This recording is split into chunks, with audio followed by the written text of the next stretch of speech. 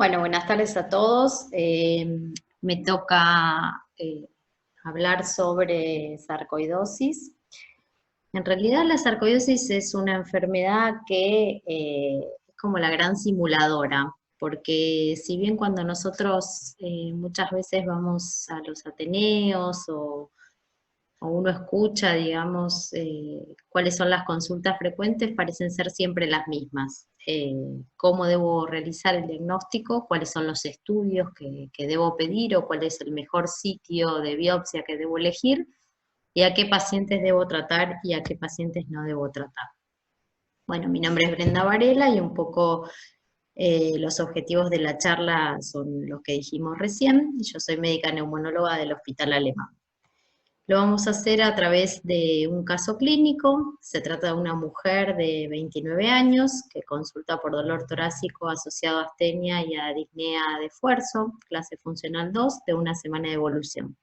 Como antecedentes de importancia, tiene antecedentes de un aborto espontáneo en el 2006 y un tatuaje en el 2007 que como reacción de ese tatuaje tuvo una inflamación granulomatosa sarcoidal.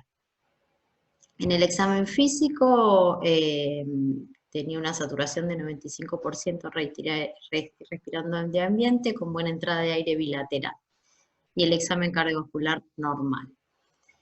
La plaquita de tórax, como vemos, tanto en el frente como en el perfil, se ven opacidades bilaterales que parecen a predominio peribroncovascular con tendencia a la coalescencia. Y cuando vemos la tomografía de tórax, lo que vemos es que básicamente el predominio de las lesiones parecen ser de los lóbulos superiores y campo medio, que estas lesiones tienden a la coalescencia y que hay nodulitos que parecen ser bien definidos, algunos de los cuales están enhebrados en la cisura. Vemos que alrededor de esas opacidades que tienden a coalescer hay nodulitos periféricos, que esto ya nos está marcando un signo que ya después vamos a evaluar. Y por más que esta sea la ventana de parénquima, vemos que el ensanchino, el mediastino parece estar un poquito ensanchado. Como lo vemos acá en este corte, vemos que hay algunas opacidades o engrosamientos a nivel más que nada de los cilios pulmonares. Entonces, ¿cuál es el diagnóstico más probable que presenta esta mujer joven que estaba asintomática y que tiene algún antecedente, una reacción inflamatoria granulomatosa sarcoidal hace unos años? Una de las opciones podría ser una sarcoidosis, otra de las opciones podría ser que se trate de consolidaciones, otras podrían ser que se trate de malignidad, pero bueno, si nosotros asociamos que tiene opacidades bilaterales a predominio de lóbulos superiores que tienden a la coalescencia con nódulos bien definidos en una mujer joven, una de las posibilidades es que sea una sarcoidosis. Y como dijimos, la sarcoidosis es una enfermedad que se considera la gran simuladora, es una enfermedad granulomatosa cuyo diagnóstico suele ser por exclusión y que cursa con esto que son estos granulomas que en realidad son bien formados, no caseosos. Cuando nosotros hablamos de sarcoidosis, lo primero que tenemos que hacer, como en todas las enfermedades intersticiales, es posicionarnos en dónde estamos. Y en realidad la sarcoidosis, cuando nosotros vamos a la clasificación de enfermedades intersticiales, tenemos todas aquellas que son de causas conocidas, como las enfermedades del tejido conectivo, las ambientales o la exposición a drogas como la amiodarona, el gran capítulo de las neumonías intersticiales idiopáticas, las entidades únicas como son la esteocitosis, la linfangioleiomyomatosis o las neumonías eosinofílicas, y también están las granulomatosas, que ocupan un importante lugar. ¿Cuál es la incidencia de la sarcoidosis? La sarcoidosis, en general, la incidencia, el fenotipo y la severidad van a depender un poquito de la edad, la raza, el sexo y la etnia de los pacientes. En general, la sarcoidosis predomina en mujeres, la edad de presentación en las mujeres suele ser bimodal, con una edad que predomina entre los 20 y los 40 años, y después hay otra incidencia luego de los 50 años, Cuando se presentan los varones, en general suele presentarse antes de los 50 años. En general es más frecuente en la raza negra y es más frecuente en algunas regiones que en otras. Por ejemplo, es más frecuente, la prevalencia es mayor en Finlandia, en Suecia, en Dinamarca y en Estados Unidos en la población negra que en otros países como en Europa o, por ejemplo, en América Latina. Teniendo en cuenta el antecedente de este granuloma y del tatuaje, yo con estas opacidades que tengo en la tomografía, ¿a mí me alcanzaría para realizar el diagnóstico de sarcoidosis? La realidad es que la presencia de granulomas cuando son extrapulmonares siempre debe confirmarse el compromiso multisistémico, sobre todo los granulomas que son tipo sarcoidal en la piel o en el hígado, donde puede haber otras reacciones granulomatosas que no sean sarcoidosis, como por ejemplo ciertos hongos o ciertas enfermedades de pacientes inmunosuprimidos, como HIV o el déficit de inmunodeficiencia común variable, donde puede haber reacciones sarcoidales, o sea que no nos alcanza para el diagnóstico definitivo. Siempre el diagnóstico de sarcoidosis, entonces como venimos diciendo, requiere un cuadro clínico y de imágenes. La evidencia de los granulomas, estos granulomas que son bien definidos y que no son gaseosos, y descartar causas conocidas de otro tipo de granulomas. ¿Se puede evitar la biopsia? Por ejemplo, en esta paciente que yo ya tengo el antecedente del granuloma extrapulmonar de antes y tengo estas imágenes que parecen bastante sugestivas, ¿yo puedo evitar la biopsia? La realidad es que los escenarios en donde uno por ahí podría evitar la biopsia para confirmar el diagnóstico de sarcoidosis serían cuando se presenta este síndrome, que es el síndrome de Lofgren, que cursa con linfadenopatías ciliares bilaterales, eritema nodoso, inflamación peri o poliarticular y fiebre y malestar, o el síndrome de Hedford, que cursa básicamente con uveitis, fiebre, malestar y agrandamiento parotidio, o cuando yo tengo un paciente asintomático que estoy seguro que las linfadenopatías ciliares sean bilaterales.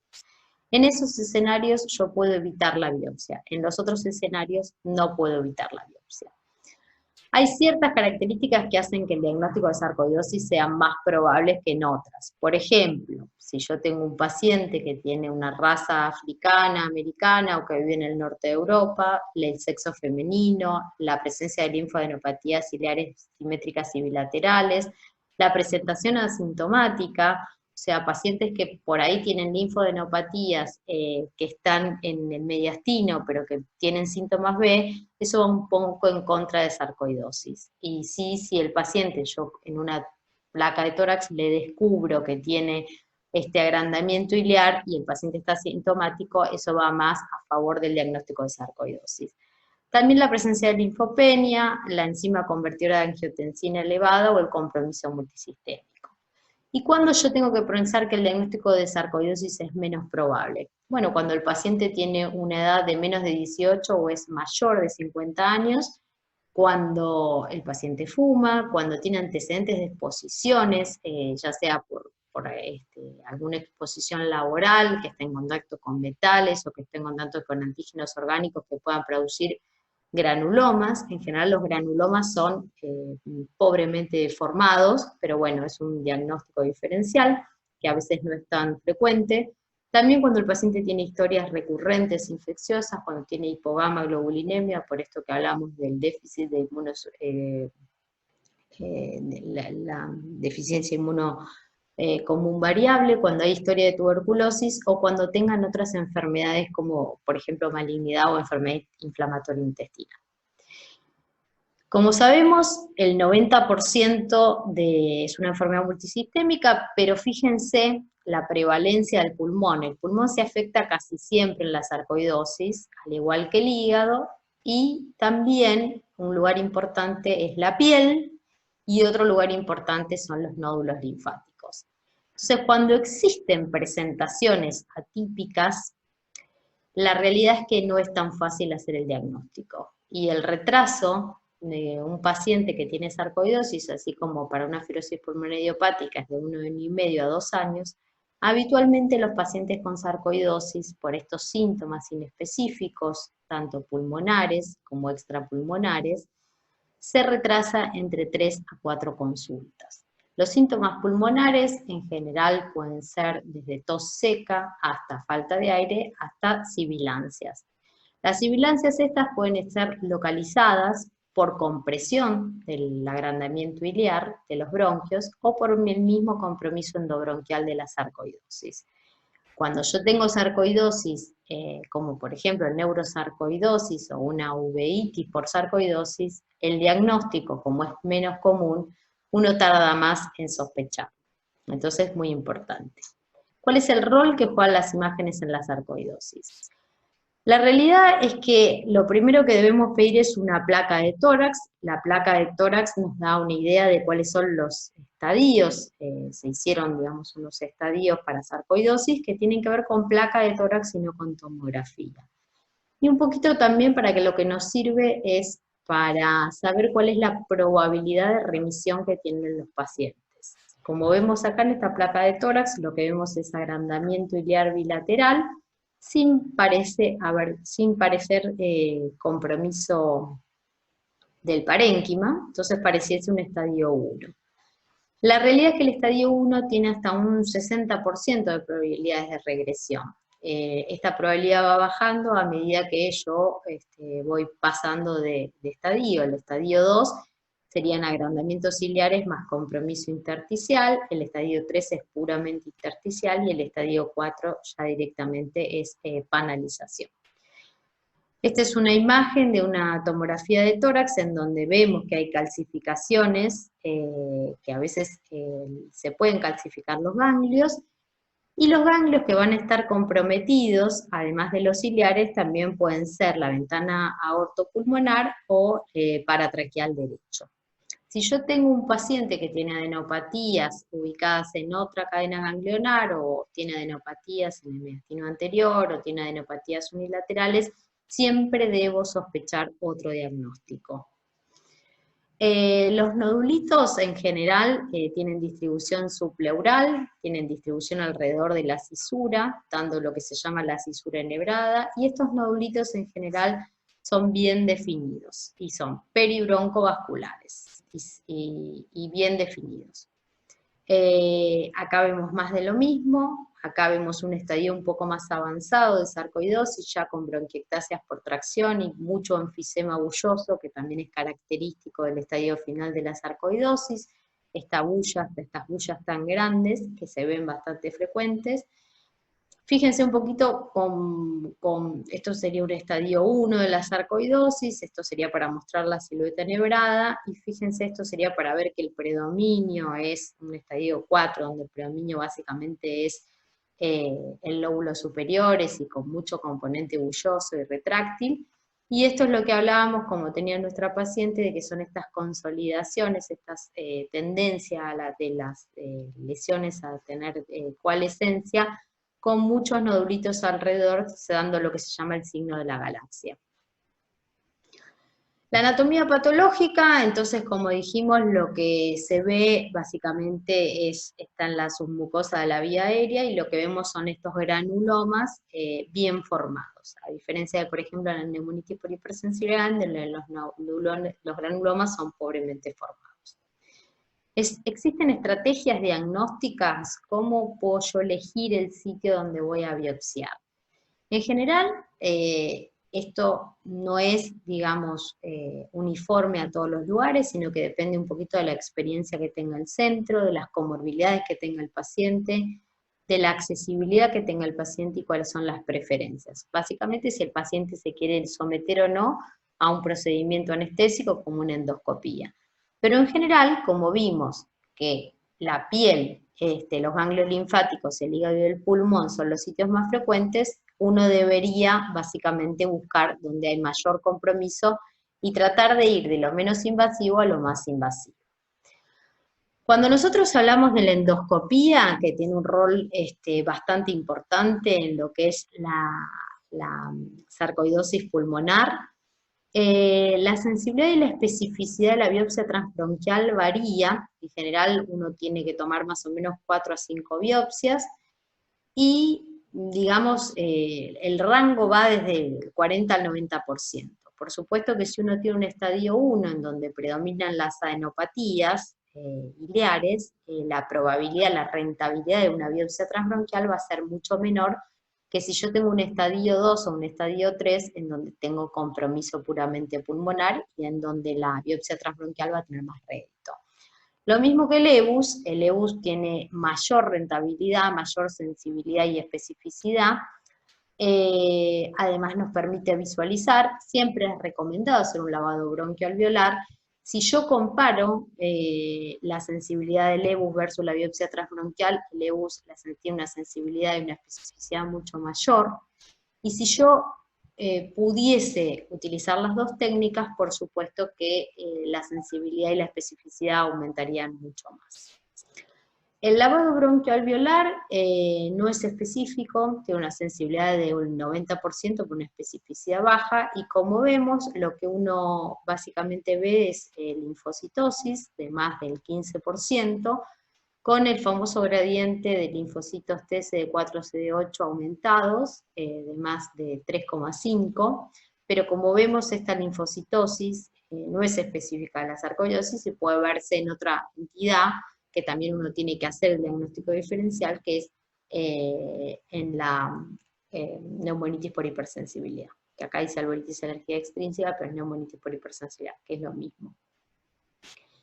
Esto ya lo dijimos, lo del retraso, y entonces cuando yo evalúo un paciente con sarcoidosis, lo primero que tengo que hacer es una historia clínica exhaustiva, básicamente para descartar exposiciones y ocupaciones como causas de granulomas, hacer un análisis de sangre completo que incluya una enzima convertidora, que como sabemos no es diagnóstico, sino que estar aumentada nos ayuda y tiene valor pronóstico. Es importante pedir un perfil metabólico, por ejemplo, la presencia de hipercalcemia marca mal pronóstico, así que es importante, y una orina completa con una calciuria también es importante.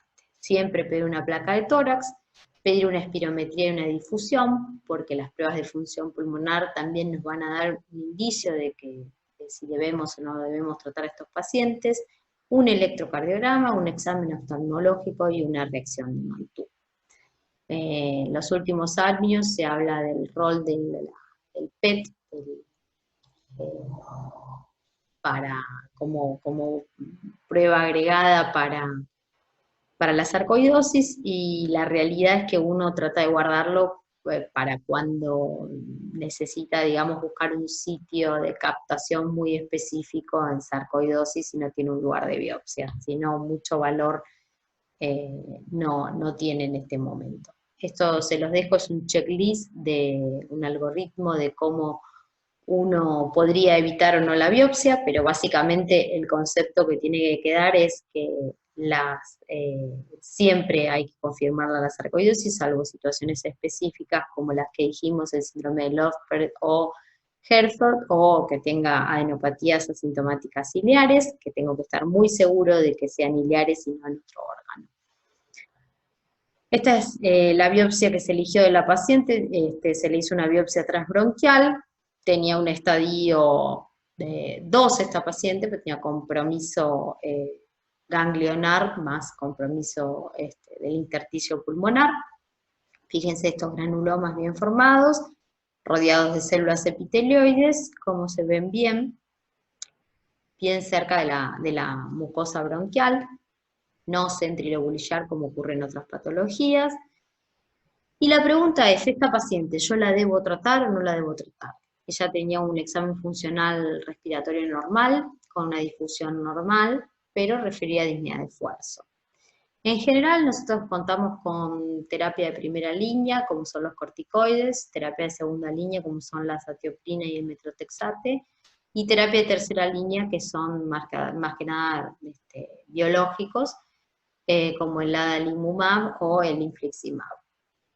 En general, ¿a quién yo debo tratar y a quién no? No debo tratar al síndrome de Lofgren, porque tiene una alta posibilidad de remisión espontánea. Un estadio 1, o sea, paciente asintomático, un estadio 1 que tenga linfodenopatías bilaterales, no lo tendría que tratar. Y el paciente que está asintomático con prueba de función pulmonar, yo tampoco debería tratarlo. Y esto es un punto en donde nunca nos ponemos de acuerdo. Pacientes, por ejemplo, con estadio 3, pero que tienen prueba de función pulmonar normal, si tratarlos o no. En teoría, uno no debería tratarlo si está asintomático y tiene todo normal. ¿Y a quién sí debo tratar? Debo tratar, por supuesto, a estos pacientes hay que hacer un seguimiento estricto con función de pulmonar y con evaluación clínica. Yo debería tratar a todos los pacientes que tienen estadio 2 o estadio 3 con disnea o deterioro de la función pulmonar o progresión tanto radiológica de la función pulmonar. Cuando tengo compresión extrínseca por las adenoregalias, tengo síntomas por compresión extrínseca, como dijimos, por ejemplo, un broncoespasmo localizado, disnea por esto. Cuando tengo granulomas que causen limitación al flujo aéreo o estenosis, y los estadio 4 que tengan un deterioro significativo de la enfermedad pulmonar. O, por ejemplo, una utilidad del PET es si yo tengo un gran compromiso fibrótico, pero el PET capta, habla de que hay por ahí actividad inflamatoria de la sarcoidosis granulomatosa, entonces a eso también lo tendría que tratar. La realidad es que el estadio 2 y 3 asintomático es controversial, como ya lo habíamos dicho, y en general también es variable el tratamiento de la hipertensión pulmonar. La sarcoidosis puede dar hipertensión pulmonar por pertenecer al grupo 4, al grupo 3, o sea, vinculable a enfermedades respiratorias, por tener, por ejemplo, fibrosis pulmonar por sarcoidosis, y también entra en el grupo 5, que son el de causas misceláneas, que también hay un componente de hipertensión pulmonar, no vinculable, digamos, al compromiso pulmonar en sí. En estos es controversial. De los corticoides, la dosis recomendada es de 20 a 40 miligramos día. Lo que se recomienda es hacer un tapering lo más temprano posible, siempre monitoreando con la función pulmonar. El metrotexate, que es de segunda elección, lo que se usa habitualmente son 10 a 20 miligramos semanales, se puede dar oral o intramuscular, siempre asociado con ácido folínico. La acetioprina, que habitualmente se usan 150 miligramos por día, y en el último tiempo han salido algunos artículos que pueden suplantar las terapias de segunda línea vistas anteriormente con el micofenolato. De elección, en general uno prefiere el metrotexate siempre, de segunda línea. Y como tercera línea está el infliximab y el adalimumab. Entonces, cuando yo tengo una sarcoidosis que tiene solamente compromiso cutáneo, en general la droga de primera elección es la hidroxicloroquina. Si yo tengo otras indicaciones por lo cual lo tenga que tratar, que es la que nos interesa a nosotros, o sea, síntomas pulmonares o compromiso pulmonar básicamente, la droga de elección van a ser los corticoides, y yo los voy a bajar una vez que, lo puedo bajar a 10 miligramos, una vez que yo vea que la función pulmonar está estable. Pero en realidad la ganancia de peso que tienen durante los primeros tiempos es de 4 a 5 kilos estos pacientes, entonces hacer el tapering precoz es importante. Y un poco la duración del tratamiento para evitar recaídas, en algunos artículos dice que 6 meses, en otros dicen que es un año, pero uno lo va a ir viendo de acuerdo a cuando baja los corticoides, qué es lo que pasa. Hay muchos pacientes que no les baja a menos de 10 miligramos o menos de 15 miligramos los corticoides y enseguida vuelven a presentar síntomas. Entonces uno debería poder bajarle los corticoides cuando el paciente tenga, digamos, una estabilidad tanto clínica como radiológica como funcional. Si yo tengo un paciente diabético o tengo un paciente que por alguna razón necesito ahorrar corticoides, de elección primera le puedo agregar metrotexate, y si el paciente yo lo tengo con corticoides y veo que recae, también ahí agrego una segunda droga. Y bueno, y si el paciente no va o tiene un daño muy importante, evaluaré realizarle una tercera droga. Después, y por último, y esto extrapolado de lo que es la fibrosis pulmonar idiopática, son los cuidados holísticos de la sarcoidosis, lo que se llama ABCD. Esto está extrapolado de la fibrosis pulmonar idiopática. Y en general lo que yo tendría que hacer es evaluar cuál es el compromiso del órgano afectado, cómo impactan esos síntomas, cuáles son los efectos adversos de la medicación, hablar con el paciente sobre cuáles son los posibles efectos adversos y qué es lo que está dispuesto a tolerar el paciente. Después, obviamente, brindar medidas de soporte, vacunación, rehabilitación, todo lo que sea los medidas de soporte de los pacientes, evaluar otros síntomas otros síntomas extrapulmonares de sarcoidosis que yo deba tener que tratar, que ocurren poco frecuentemente, pero ocurren. Puede haber sarcoidosis cardíaca o neurológica, que yo necesite la interacción con otros especialistas. La D es de terapia modificadora de enfermedad, que en este caso serían como primera elección los corticoides, y después la E en este caso sería, en fibrosis pulmonar idiopática es END, que son de los cuidados de fin de vida, pero en este caso sería los especialistas extra pulmonares que necesitaríamos, que es la interacción con esto que decíamos, con el neurólogo, el cardiólogo, o aquellos que nos parece que tienen que jugar un rol importante en el manejo global de esta enfermedad. Y por último, algunas características del mal pronóstico que también nos puede ayudar a la toma de decisiones son, por ejemplo, si el inicio de la sarcoidosis es de más de 40 años, si son varones, si tiene un estadio 3 o 4 de debut, si tiene hipertensión pulmonar, o si tiene hipercalcemia o compromiso cardíaco, entre otras cosas. Entonces, para ir resumiendo y para terminar, acuérdense que el diagnóstico suele ser de exclusión, que hay que elegir adecuadamente el sitio de biopsia y que no todos los pacientes tienen que ser tratados. Y esto es muy importante. Muchas gracias y cualquier cosita me escriben.